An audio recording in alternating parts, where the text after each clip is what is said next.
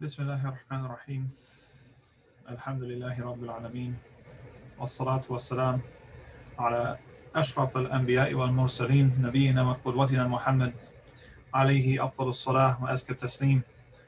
اللهم أعلمنا بما ينفعنا وانفعنا بما علمتنا وزدنا علما يا رب العالمين.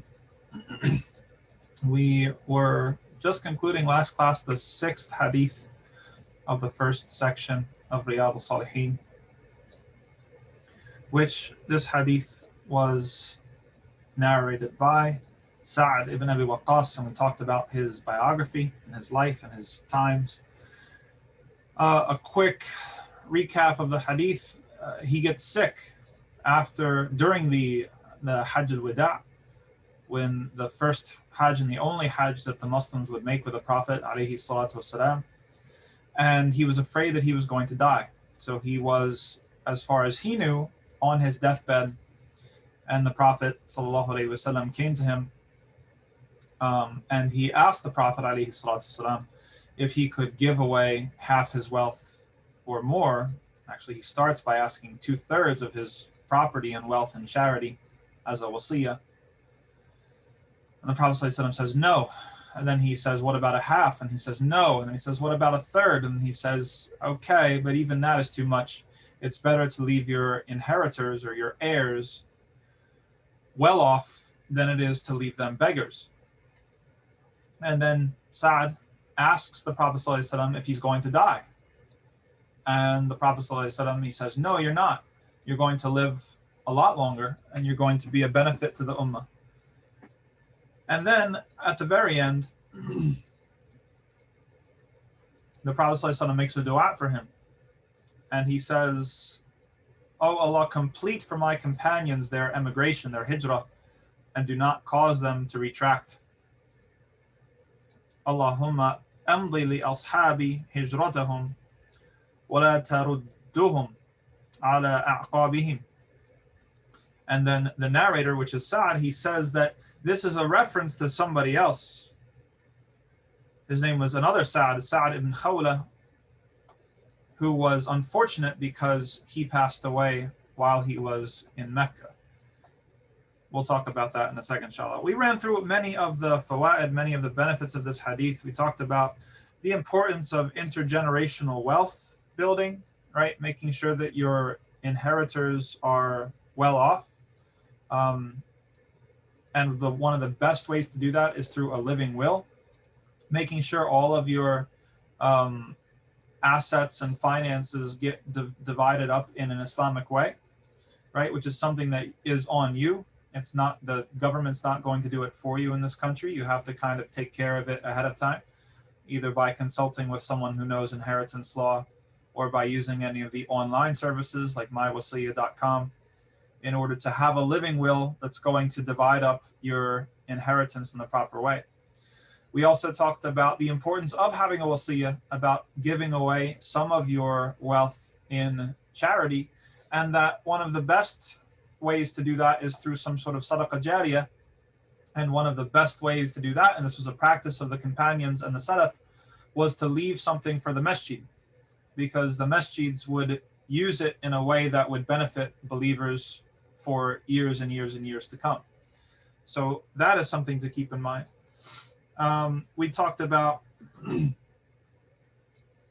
the preference of taking care of the people directly around you, right? When the Prophet ﷺ instructs him that it's better to leave your heirs or your inheritors well off, right? This is a principle in Islamic law and in Islamic finance about taking care of the people around you first.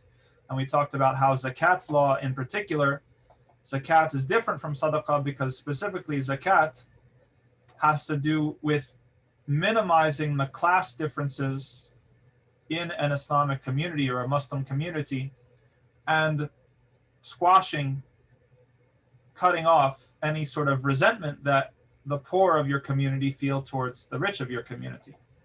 So giving your zakat locally is extremely important. Are there other places around the world that have more need? Yes, that's true. But when it comes to zakat, there are other considerations that are more specific than sadaqah.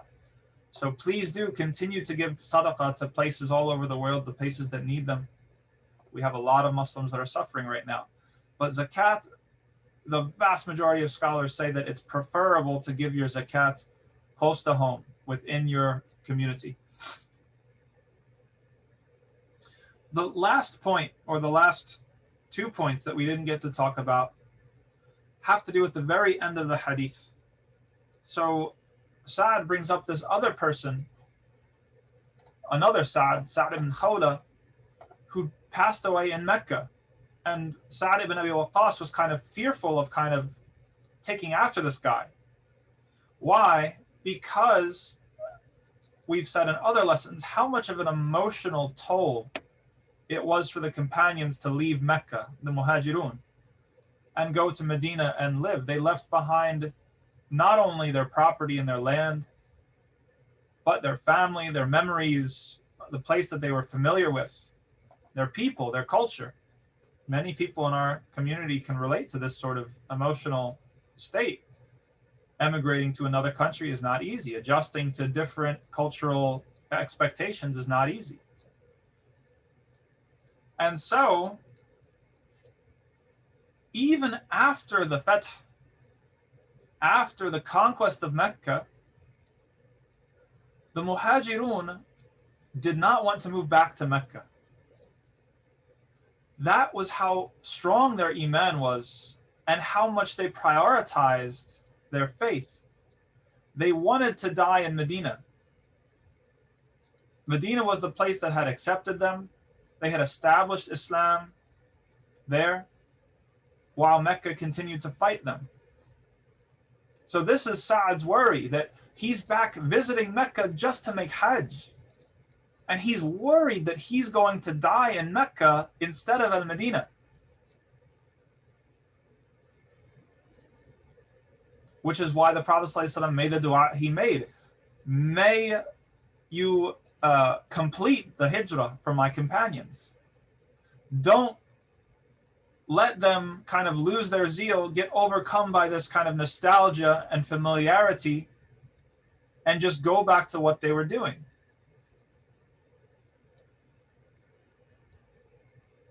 And so Sa'd gets his wish. But there was another companion, by the name referenced here, Sa'd ibn Khawla, who had returned to Mecca before the conquest because he missed it so much. And he died there, and it was considered something that was regrettable. The Prophet ﷺ, he says it himself. He says what happened to him was unfortunate. The nostalgia and the reminiscing about those things that were familiar overcame him. And so he prioritized those things over living in a place where he could better practice his deen. He prioritized those things over being able to live next to the Prophet ﷺ himself. And so he died in Mecca, and so the status of his hijrah, what was the intention, how sincere was his hijrah, kind of came into question. This is what Sa'd was trying to avoid. He didn't want to have any question as to the validity or the sincerity of his hijrah. He wanted to be able to return back to Medina healthy, and he did. So this shows us the priorities of the companions, that no matter what attachment to their anything in this world, their culture, their land, their property, their relationships, their family, anything, the relationship to the deen took priority over that.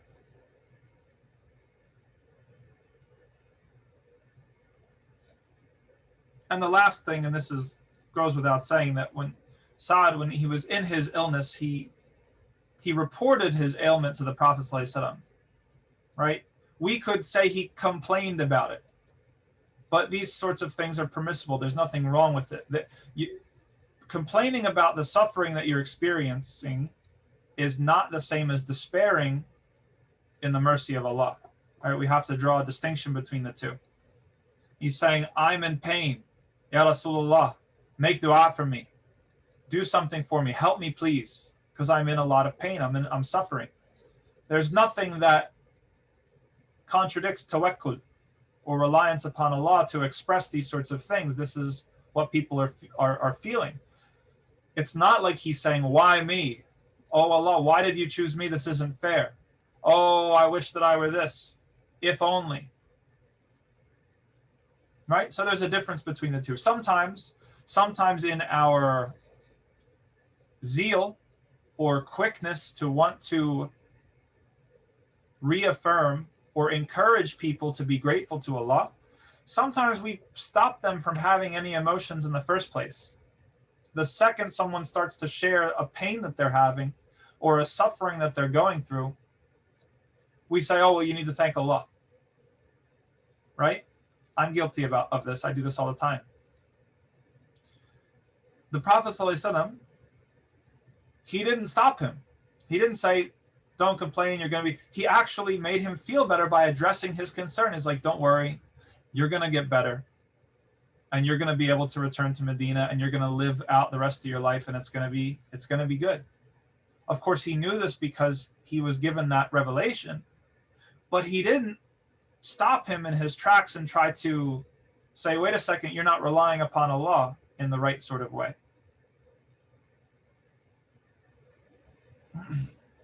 So that concludes the 6th hadith. The next hadith we have, the 7th hadith, we have on the authority of Abu Hurayrah, which is our first hadith in this book, from Abu Hurayrah. Abu Hurayrah has the most, he's number 1, min al-mukthirin.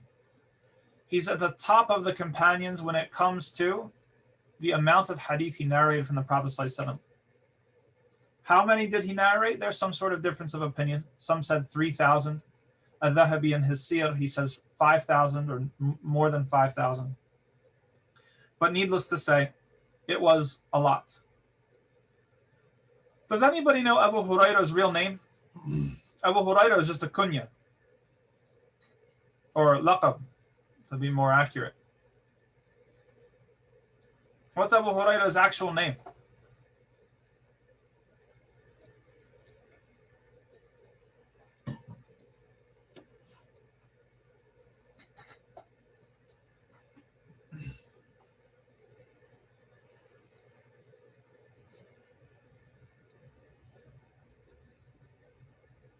Ahsanti. Yes, mashallah. Very good.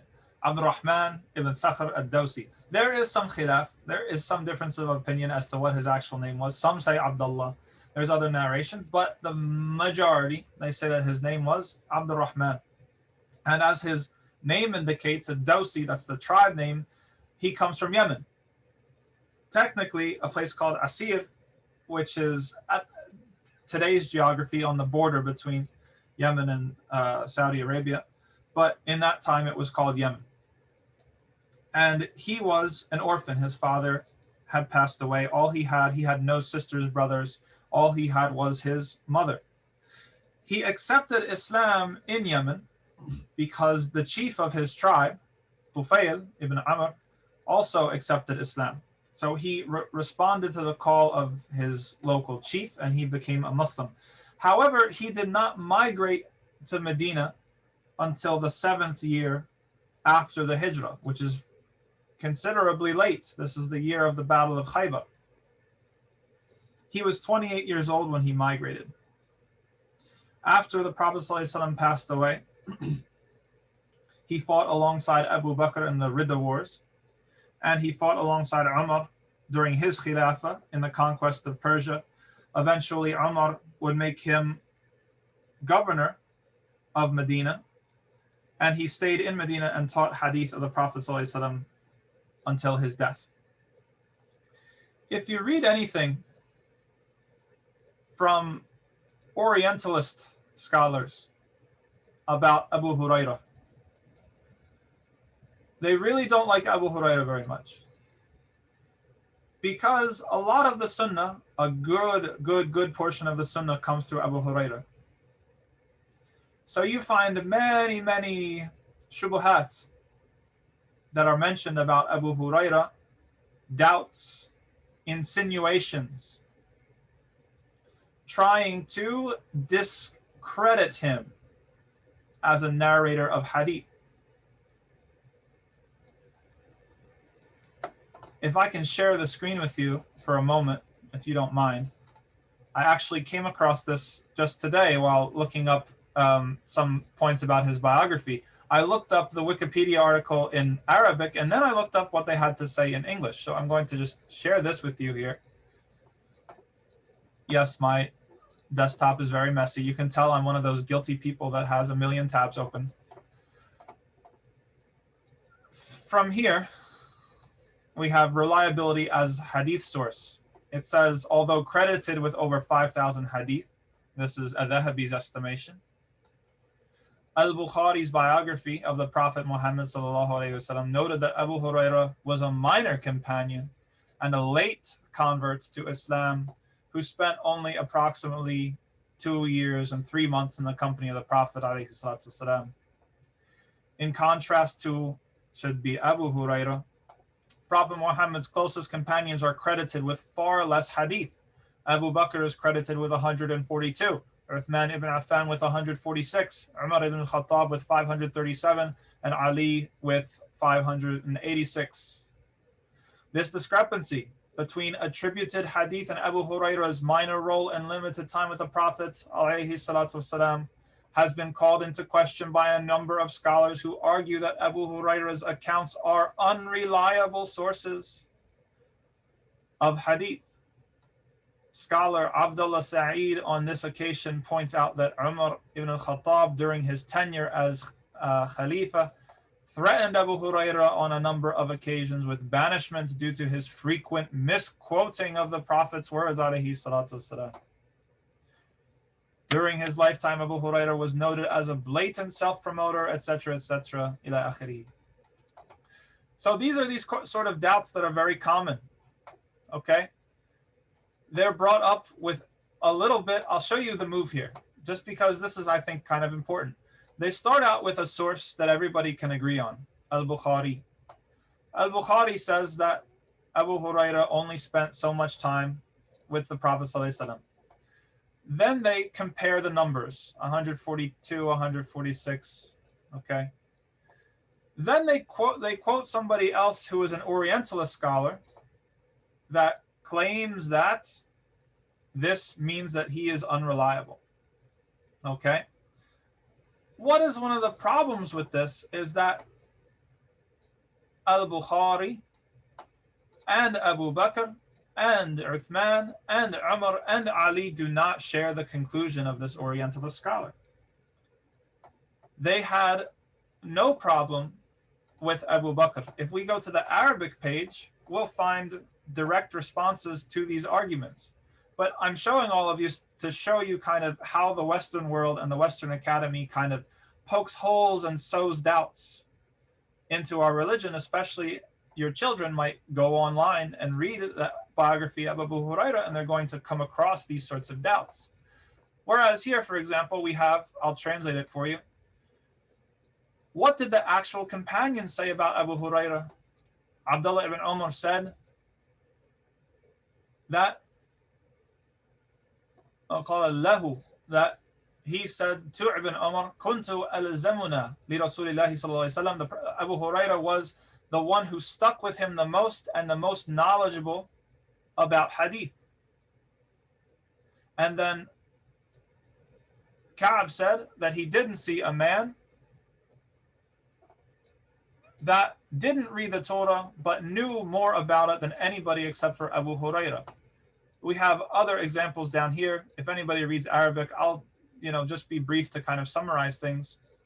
But you don't find that the companions had the same issues that the English sources are insinuating the companions had, right? There are several examples of people trying to catch Abu Hurayrah or test him only to find out that he was exactly what he said he was, that he was an extremely reliable narrator. And he had near unanimous support from all of the companions and the tabi'een and the scholars after them.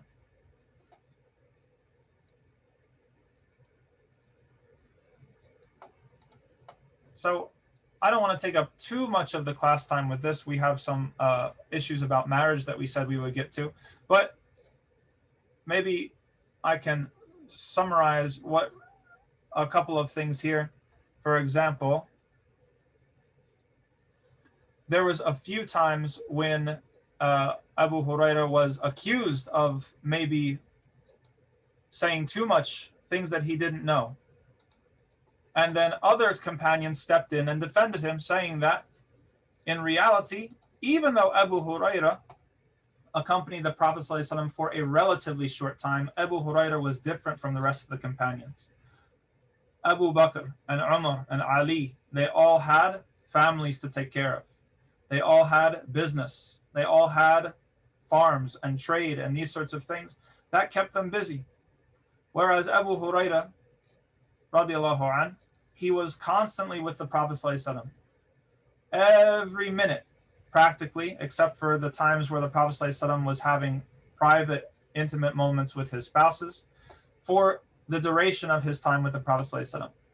So all of these sorts of doubts, they're just kind of insinuations. Anyway, we didn't get to the hadith today because it's halfway through the class, and I promised you that we would start to talk about the fiqh of marriage, the fiqh of nikah. And we started talking about it last class, and we will continue today. So last class we talked about the overall structure of studying nikah, studying marriage, and how the first part that we were going to study, the first section of it, was having to do with everything leading up to the nikah, the engagement, what you're allowed to see. And we talked about what you're allowed to see of a prospective spouse: her face, her hands, some said her feet, and what's normally, what can't be hidden, right? Such as the shape of the body underneath a normal jilbab or garment or something like this. So, and we said that this is important because a lot of our convert sisters get taken advantage of. They become Muslims and then they're looking to get married, and people ask to see inappropriate things of them. And so they need to know that in Islamic law, this is not an appropriate thing to have happen, that you don't have to show anybody anything when it comes to your marriage. People are not entitled to see things that you wouldn't normally show anybody else for the sake of marriage. Then we talked about what we would be getting into today, which are mujibat sihhat nikah, the things that make a marriage contract valid. And it's going to approach things from three angles. One is kayfiyat al-aqd. How does one make a marriage contract in the first place? The second is shurut al-aqd. What are the prerequisites, the things that have to be part of a marriage contract in order to be valid? And then we have mahal al-aqd, or mawani' al-nikah, which are the things that kind of can come in and invalidate a marriage contract. One thing we didn't talk about yesterday, and one of the sisters actually messaged me in private to bring this up, is that sometimes there's a lot of pressure to get married. We're talking about convert sisters, just because convert sisters tend to be taken advantage of more than our other sisters who have a whole kind of Muslim family. A lot of people, when you become if a woman becomes a convert to Islam, the first thing that we say to do is, Bismillah, time to get married, right? And a lot of times, this person is still kind of growing in their faith.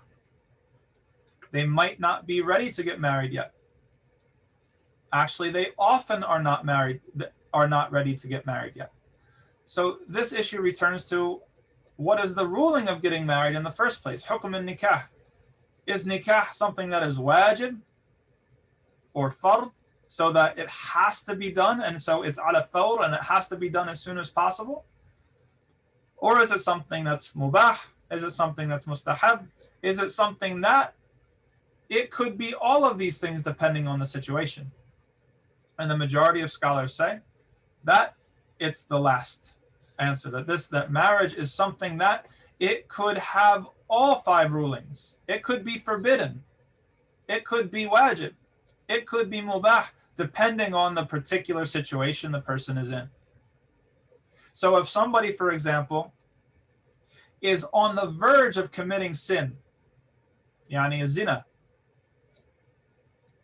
and the only way for them to not commit this sin is by getting married, then it's wajib upon that person to get married.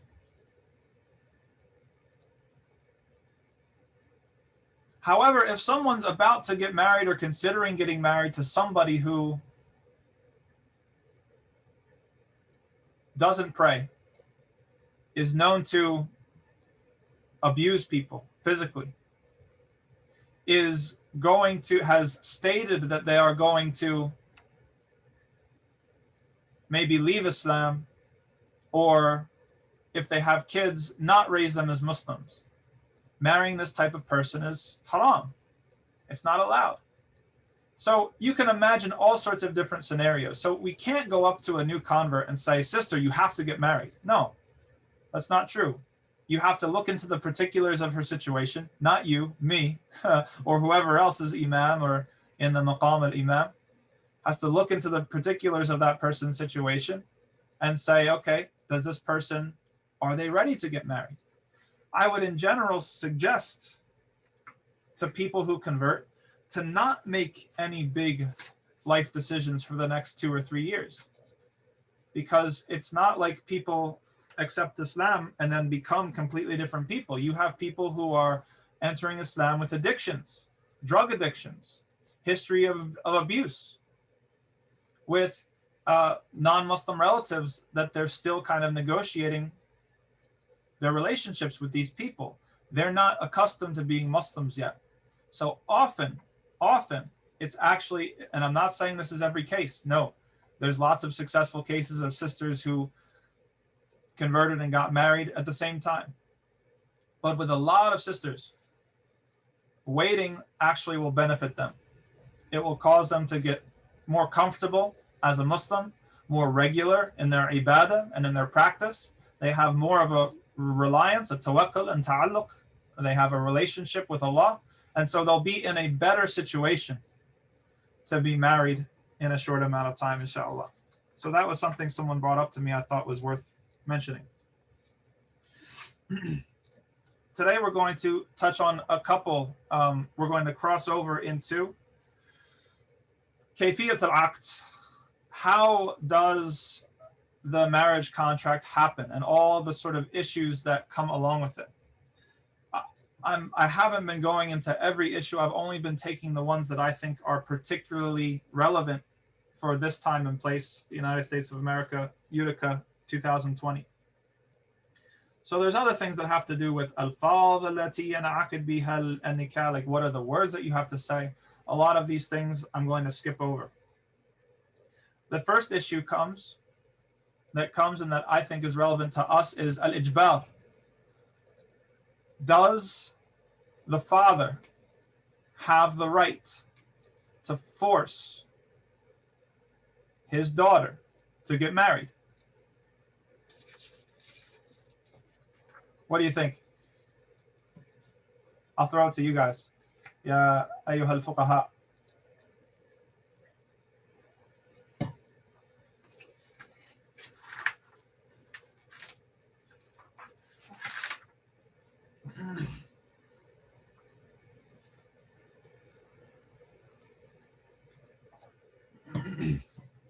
Okay, we have 2 no's. MashaAllah, good.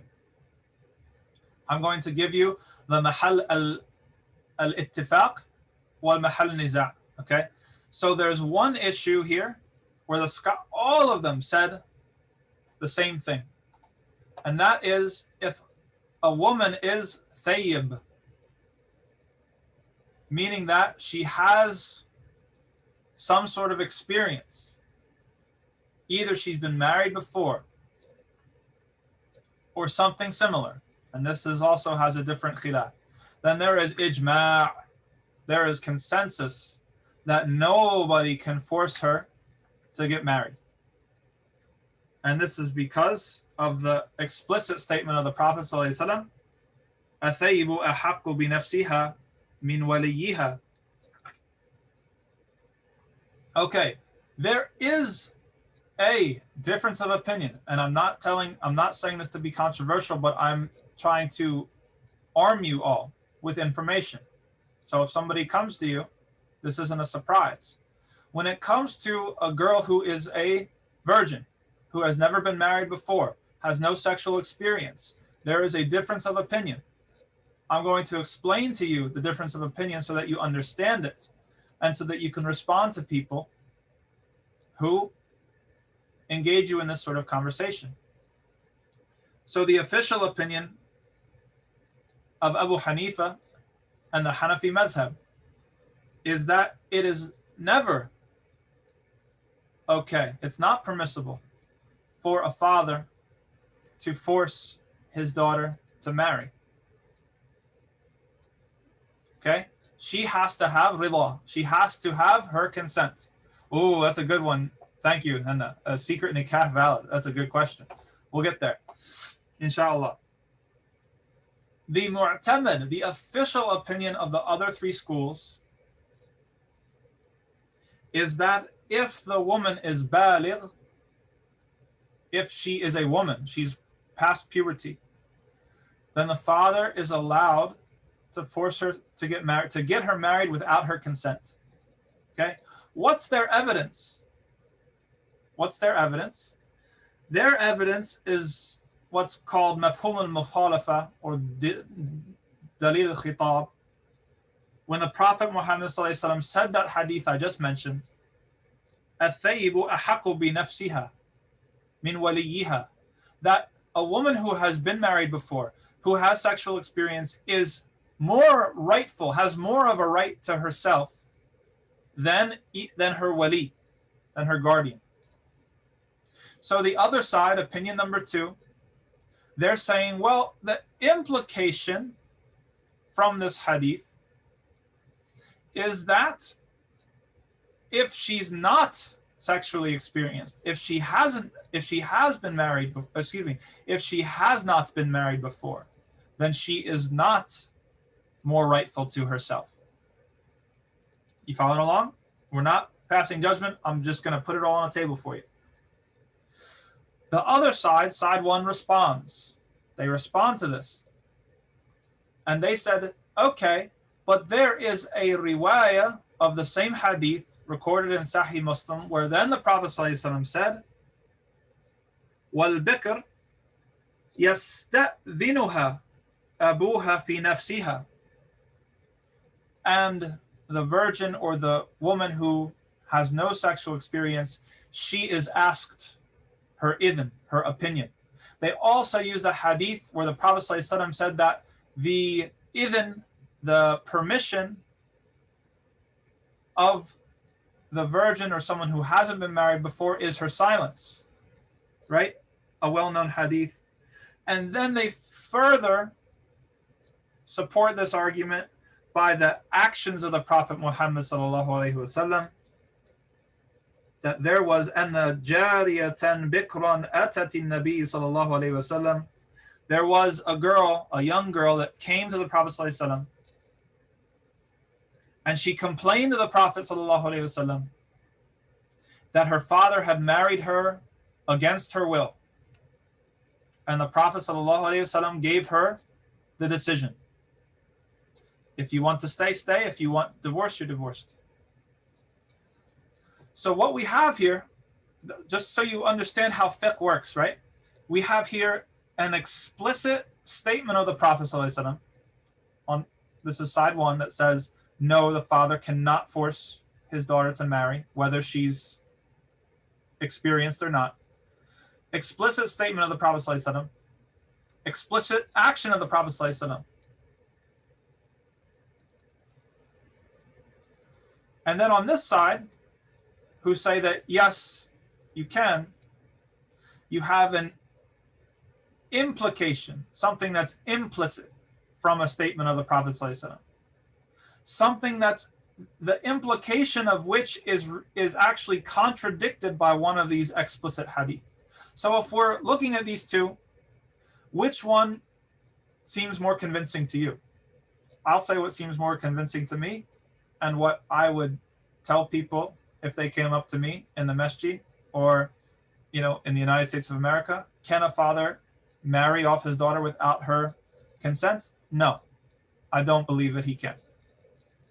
But I can't lie to you and tell you that there's not a difference of opinion about it. But now I've armed you with the information to be able to have this discussion with somebody if they try to have it with you. A related question, we said. Okay, I'll respond to Hannah's question really quick, but then we're going to get into it next week, because next week we explicitly deal with the concept of wilaya and a shahada, right? Like the prerequisites of a marriage contract. Do you have to have a wali? And if so, what type of wali? And can he lose his wilaya? Can he lose his ability, his guardianship? Do we have to have witnesses? What counts as witnesses? Do we have to announce it? These sorts of things. Short answer to Henna, is a secret nikah valid? No. Short answer is no. But we'll get into that in more detail later. We said that the scholars differed over, is a father able to force or marry off his daughter without her permission, against her will?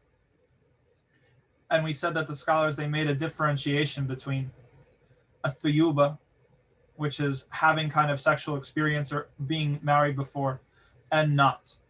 And that if you had had sexual experience or you had been married before, that there's no discussion, that there is ijma', ittifaq al-ulama, that everybody says you are more entitled, nobody can tell you what to do, it's all up to you. So a related question is, what counts? What counts as this type of experience? Does it have to be nikah sahih? Does it have to be a valid marriage contract in Islamic law? What if someone's a convert to Islam who just had boyfriends and girlfriends before Islam, but they have experience through that?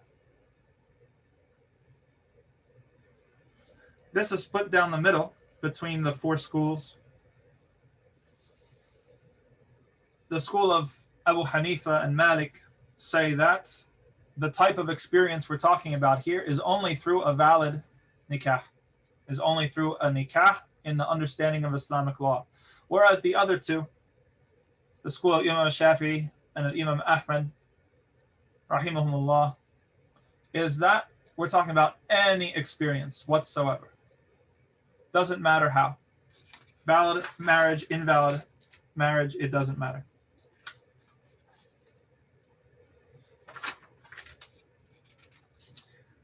Running out of time here. Last issue we'll talk about for today, and anybody else have any questions, please either send me a message or put it in here in the chat box. We've got less than a minute before it shuts off. Is there such thing as being able to delay your response? Let's say that there's a proposal. You say, wait a second, let me think about it. You go home, then you come back and you say tomorrow, okay, the answer is yes. Is the marriage done like that, or does the groom have to make a proposal a second time? This is an issue of khilaf, of difference of opinion between the scholars. Imam Shafi'i said that no, every time, if they're going to separate, the groom has to make a new proposal every single time. Abu Hanifa, rahimahullah, he said, no, that this is permissible. The woman can go away and think about it for a week, a month, no problem, and then give a response, and then the marriage is done. Malik and Ahmed said in between, if there's a small amount of time, then it's permissible, it counts, and if